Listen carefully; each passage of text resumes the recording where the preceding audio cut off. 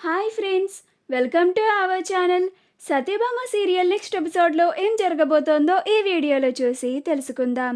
నందినిని కొట్టిన భైరవి అసలేం జరిగింది అని తెలుసుకోవడానికి ఈ వీడియోని స్కిప్ చేయకుండా ఎండ్ వరకు చూసేయండి.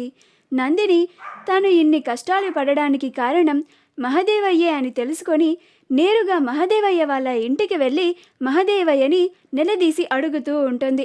అప్పుడు నందిని అనిన మాటలకి భైరవికి చాలా కోపం వచ్చి భైరవి నందినిని దెబ్బ కొడుతుంది. అప్పుడు మహదేవయ్య, భైరవి బిడ్డనెందుకు కొడుతున్నవే, అయినా బిడ్డ మీద చేసుకుంటున్నవేంది అని భైరవి పైన అరుస్తూ ఉంటాడు.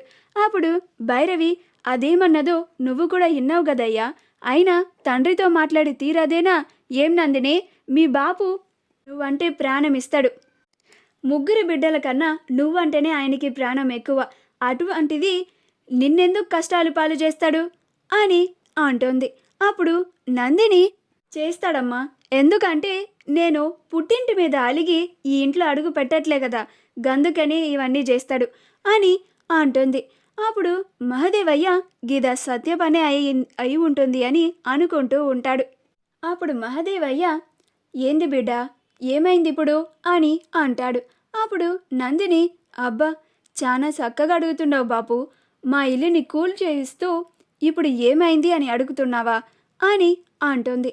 అప్పుడు మహదేవయ్య, నేను ఆ ఇల్లుని కూల్చేపించుడేంది బిడ్డ అని అంటాడు. అప్పుడు నందిని, మరి నీకుగాక ఇంకెవరికి అంత అవసరం ఉంటుంది అని అంటుంది. అప్పుడు భైరవి, ఇగో నందిని, మీ బాబుతో మాట్లాడేటప్పుడు మాటలు జర జాగ్రత్తగా రాని, లేకపోతే బిడ్డవి అని కూడా చూడ అని అంటుంది.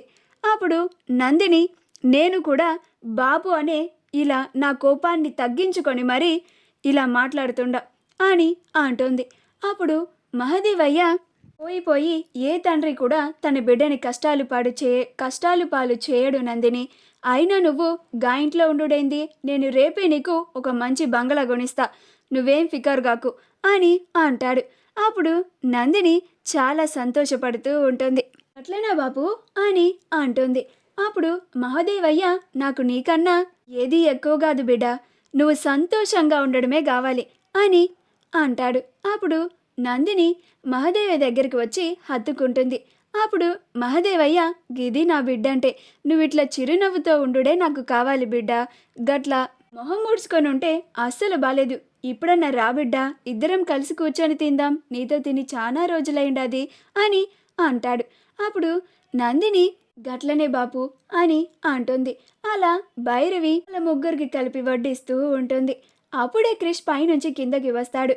ఏంది నందిని ఎన్నడూ లేనిది మన ఇంటికి వచ్చింది అని అంటాడు. అప్పుడు నందిని, చూడు బాపు, చిన్నన నన్ను ఎట్లా ఆడుకుంటున్నాడో అని అంటోంది. అప్పుడు మహదేవయ్య నవ్వుతూ ఉంటాడు. అప్పుడు క్రిష్ వచ్చి, నా బంగారమే, నిన్ను కాకుండా ఇంకెవరిని సతాయిస్తా చెప్పు అని అంటాడు. అప్పుడు నందిని, నువ్వు కూడా రాచినన్నా అని నందిని తన పక్కన క్రిష్ని కూర్చోబెట్టుకుంటుంది. అలా క్రిష్, మహదేవయ్య, నందిని, జయమ్మలు నలుగురు కూర్చొని చాలా సంతోషంగా భోజనం చేస్తూ ఉంటారు. భైరవి, నా బిడ్డ ఇన్ని రోజులకి నా ఇంటికి వచ్చినందుకు నాకు ఇప్పుడు చాలా సంతోషంగా ఉండేదయ్యా అని అంటుంది. ఇప్పుడు మహదేవయ్య, చూసినవా బిడ్డ, మీ అమ్మ నువ్వు వచ్చిన సంతోషంలో నేల మీద కూడా నిలబడలేకపోతాండది అని జోకులేస్తూ ఉంటాడు. మా వీడియో కనుక మీకు నచ్చినట్లయితే లైక్ చేయండి, షేర్ చేయండి, మా ఛానల్ని సబ్స్క్రైబ్ చేసుకోండి, పక్కనే ఉన్న బెల్ ఐకాన్ని క్లిక్ చేయడం మాత్రం మర్చిపోకండి.